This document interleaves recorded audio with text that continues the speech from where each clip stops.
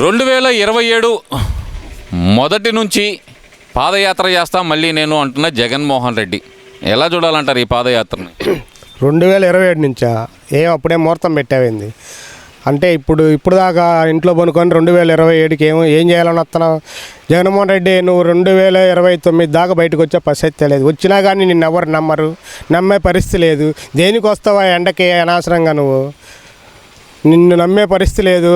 నీ నాయకుల్ని, ఓడిపోయిన నాయకుల్ని కానీ, మాజీ ఎమ్మెల్యేలు, ఎంపీలని కానీ ఎవరు నీలాగా ఎట్టా ఇంట్లో అయితే కూర్చున్నారో వాళ్ళు కూడా అంతే కూర్చొని ఉన్నారు. ఎవరైనా కానీ ఓడిపోయిన వాళ్ళు కూడా బయటకు వచ్చి ప్రజలకి సేవ చేసే కార్యక్రమాలు నీకు కానీ మీ నాయకులకు కానీ ముందు నీకే లేదు. జగన్మోహన్ రెడ్డి ఓడిపోయావని చెప్పి బాధలో ఉన్నావు కానీ జనానికి ఎప్పుడైనా ఆడైనా సాయం చేసిన పరిస్థితి ఉందా? అరే నువ్వు సింహాచలం వెళ్ళి ఊరికి ఏదో పోజులు ఇచ్చుకొని వచ్చినోడువే కానీ కనీసం ₹1 బిళ్ళ కానీ ప్రకటించగల. ఏం లక్షల కోట్లు ఉండే ఏం చేసుకుంటావు జగన్మోహన్ రెడ్డి? వాళ్ళకి వెళ్ళావు సానుభూతిగా 10, 20 ఇచ్చి వాళ్ళని ఆదుకోవచ్చు కదా. ఊరికి చేతులు దాడించుకుంటూ వచ్చా నిన్ను ఎవరు నమ్మే పరిస్థితి లేదు. నువ్వు 2027 కాదు, నువ్వు 2029లో కూడా వచ్చినా కానీ నీ వల్ల అయ్యే పని కాదు. నీ పని అయిపోయింది. ఒక్కసారి అవకాశం అన్నారు, ఒక్కసారి ఇచ్చారు, బస్టు పట్టిపోయారు. నీ క్లోజ్ నీ పని అది. ఇక్కడ ఇంకో విషయంగా చూసుకుంటే కనుక మరి 2027లో పాదయాత్ర అంటున్న జగన్మోహన్ రెడ్డి మరి 2025 జనవరి సంక్రాంతి నుంచి బయటకు వస్తాను, జిల్లాల పర్యటన చేస్తానన్న ఇదే జగన్మోహన్ రెడ్డి మరి ఇప్పుడు రావట్లేదు బయటికి. మరి అప్పుడైనా వస్తాడనుకోవాలంటారా, లేదంటే ఊరక టీజర్లు ఏం మాట్లాడుకుంటారో ఎలా ఉంటుందో అని తెలుసుకోవడానికి అనుకోవాలంటారా? ఎప్పుడు రాడు కూడా ఆయన ఎందుకు వచ్చి ఏం చేస్తాడు? వచ్చి రాష్ట్రంలో నువ్వేమన్నా ఎవరిని ఉద్ధరించడానికి వస్తావు? నువ్వు వచ్చే పరిస్థితి లేదు 2029 దాకా. ఆ 2029 కూడా దేనికి వస్తావు అంటే ఎలక్షన్ కోసం వస్తావు. అప్పుడు దాకా నువ్వు బయటికి రావు. వస్తానని చెప్పి మీ నాయకులకి, ఓడిపోయిన నాయకులకి, ఎమ్మెల్యేలు, మాజీ ఎమ్మెల్యేలు, ఎంపీలని వాళ్ళని ఎటు పక్కదారి పట్టకుండా కాపాడుకునే పరిస్థితుల్లో ఉంటావు. దానికోసం నువ్వు ఏదో మాట చెప్పి దాటేస్తావు కానీ నువ్వు వచ్చే పరిస్థితి లేదు. నువ్వు వచ్చిన ఎవరిని నమ్మడు. ఒకవేళ వచ్చావనుకో నీ గురించి నష్టపోయిన వాళ్ళు ఉన్నారు చూసావా, వాళ్ళు ఎంటబడి కొడతారు నిన్ను.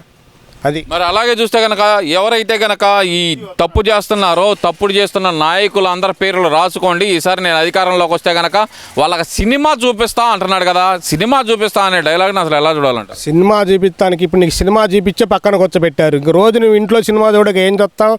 ఇప్పుడు చంద్రబాబు నాయుడు గారు, నరేంద్ర మోడీ గారు, లోకేష్ గారు, పవన్ కళ్యాణ్ గారు మంచి పరిపాలన అందిస్తున్నారు జనానికి. అవి చూడలేక నువ్వు ఓర్చుకోలేక ఏదో సినిమా లేకపోతే శుభ్రంగా మీ బాబాయ్ గురించి సినిమా తీశారుగా, మీరు వివేకానంద రెడ్డి గారు సినిమా తీశారుగా, ఆ సినిమా చూస్తూ ఉండు. నీకు అది అప్పుడన్నా బుద్ధి వచ్చిద్దేమో. అంతేగాని సినిమా చూపించడానికి నువ్వు సినిమా చూపించడానికి ఎవరేం పిచ్చోళ్ళు కాదు. నువ్వు సినిమా చూసుకుంటూ కూర్చోవడమే. నువ్వు ఎప్పుడైనా నీ జీవితంలో నువ్వు అట్లా కూర్చోవడమే సినిమా చూస్తూ. ఇంకా నీకు కళల కనే పరిస్థితి లేదు. నువ్వు రాజకీయంగా ఎదుగుతావని ఒక్కసారి అవకాశం ఇచ్చారు. ఆ ఒక్కసారి నమ్మకాన్ని ఒమ్ము చేశావు. నువ్వు సైలెంట్గా కూర్చోవడమే నువ్వు. ఇంకా ఎందువల్ల అంటారు అసలు ఆయన బయటకు వస్తానంటే కనుక ప్రజలే నమ్మలేని పరిస్థితి ఎందుకు వచ్చిందంటారు? ఏం చేశాడని బయటకు వస్తాడు? ఒకవేళ ఆయన గురించి నష్టపోయిన వాళ్ళు ఉంటే పిచ్చిగా ఎంటబడి కొడతారు. ఎందుకంటే చాలా నష్టపోయి ఉన్నారు అందరూ.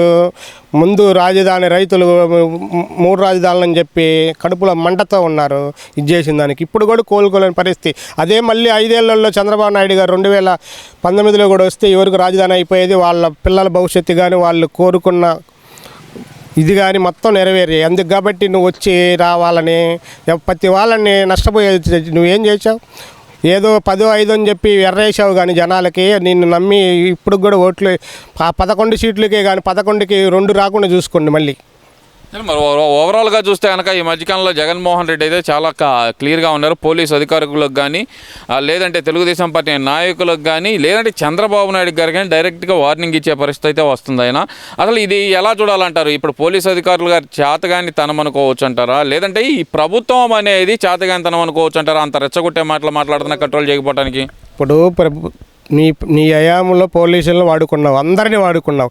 కానీ నువ్వు అట్లా వాడుకొని నువ్వు నువ్వు ప్రతి దానికి చెప్పిన దానికి నీ చెప్పు చేతుల్లో వాళ్ళు ఉన్నారని అట్లా చేసుకున్నావు నువ్వు. కానీ చంద్రబాబు నాయుడు గారు అట్లా చేయపోడు. ఒక ఉద్యోగస్తులుగానే చూస్తారు కానీ ఒక పోలీస్ ఆఫీసర్ని కూడా నీలాగా నువ్వు నేనే చెప్పినట్టు వినాలి, నీ ఎంత పాలన ఆయన చేయడు చంద్రబాబు నాయుడు గారు. చంద్రబాబు నాయుడు గారిని అనాలంటే నువ్వు ఆలోచించాను. నీకు దమ్ము ధైర్యం ఉంటే ఎదుర్కో ఆయన్ని, అంతేగాని వచ్చి నిందలేయటం కాదు. ఇప్పుడైనా నువ్వు బయటకు వస్తానన్నావు రా, వచ్చి ప్రజలకి మంచి భరోసా ఇయ్యి, మంచి చేస్తానని చెప్పేసి లేదా సేఫ్ చూపి మంచితనం మంచి ఎవడు మీ మంచి చేసే నీ గుణం లేదు, నిన్ను నమ్మబోరు కూడా. మరి ఓవరాల్గా చూసుకుంటే కనుక మరి వైసీపీ నాయకులు ఈ మధ్యకాలంలో బరితెగించి అయితే మాట్లాడుతున్నారు, అంటే పాత పద్ధతుల్లోకి వెళ్తున్నారు. ఈ మధ్యకాలంలో అయితే యాంకర్ శ్యామల ఆమె కూడా మొదలుపెట్టింది కదా, కూటమి ప్రభుత్వం అంతా స్కాములు కాదు మొత్తం స్కాములే ఉన్నాయంటూ ఆమె చేస్తున్న వ్యాఖ్యలు, మరి వాటిని ఎలా చూడాలంటారు? వీళ్ళకి ఒక భయం అనేది ఏర్పడిందండి. ఎందుకంటే వీళ్ళు అధికారంలో ఉన్నప్పుడు వీళ్ళకి పదవులు లేకపోయినా సరే జగన్మోహన్ రెడ్డిని అడ్డం పెట్టుకొని దోసుకోవడం చేశారు. అదే రాష్ట్రాన్ని దోసుకుంటున్నారేమో అని చెప్పి వీళ్ళు అదే భయంతో ఉన్నారు. కానీ ఎటువంటి అవినీతి రూపాయి కూడా అవినీతి జరగదు, చక్కగా పరిపాలిస్తున్నారు చంద్రబాబు నాయుడు గారు. మీరు దొంగతనాలు చేశారని చెప్పి వాళ్ళు చెయ్యబోరు. వాళ్ళకి చంద్రబాబు నాయుడు గారికి ఏం తక్కువని జనాలతో ఒక్క మాట అనిపించుకొని మీలాగా దొంగతనాలు చేయటం, మీ నేరస్తులుగా ఇది చేయటం, మీ ఇప్పుడు 12 నెలలు అవుతుంది ఎక్కడైనా కానీ ఒక రిమార్క్ రాలా మీలాగా. ఎందుకంటే మీరు దోసుకున్నారు కాబట్టి వాళ్ళు దోసుకుంటున్నారేమో అనే ఆ డౌట్లు వదిలేసి ఇప్పుడు ఇంకనైనా మీరు ఒక మనుషులుగా ఉండి ఇప్పుడేం జనానికి సహకరించండి. రేపు 4 ఓట్లు పడతాయి మంచితనానికి. మీరు అంతేగాని ఇళ్ళల్లో కూర్చొని ఇళ్ళ మీద రాళ్ళైతే మీకు ఉపయోగమే లేదు. మంచి ఖాత్య ఉండా కానీ ఆ చెడ్డ పేరు తెచ్చుకోవడమే కానీ ఏముండదు. అంటే అభివృద్ధి లేదు, సంక్షేమం లేదు, రెండూ లేవు అని చెప్పి మరి వైసీపీ నాయకులు అంటున్నారు ఈ కూటమి ప్రభుత్వం వచ్చిన తర్వాత. అది కరెక్ట్ అనుకోవచ్చు అంటారా? అభివృద్ధి ఏమి మీకు కళ్ళు లేవైంది ఆ రకంగా చేస్తుంటే. రాజధాని రైతులు పండగ చేసుకుంటున్నారు, అన్నీ మొదలైనవి. నైటు పగులు రాజధానిలో నైటు పగులు పనులు చేసి ఈ 3 ఏళ్లలో పూర్తి చేయాలని చెప్పి చంద్రబాబు నాయుడు గారు పరిగెత్తుతున్నాడు, ఇచ్చిన మాట నిలబెట్టుకోవాలని. ఇప్పుడు మీకు కళ్ళు లేకపోతే మేము ఏం కళ్ళు ఉండి కూడా గుడ్డి వాళ్ళలాగా ప్రవర్తిస్తుంటే మేము చేసేది ఏం లేదు.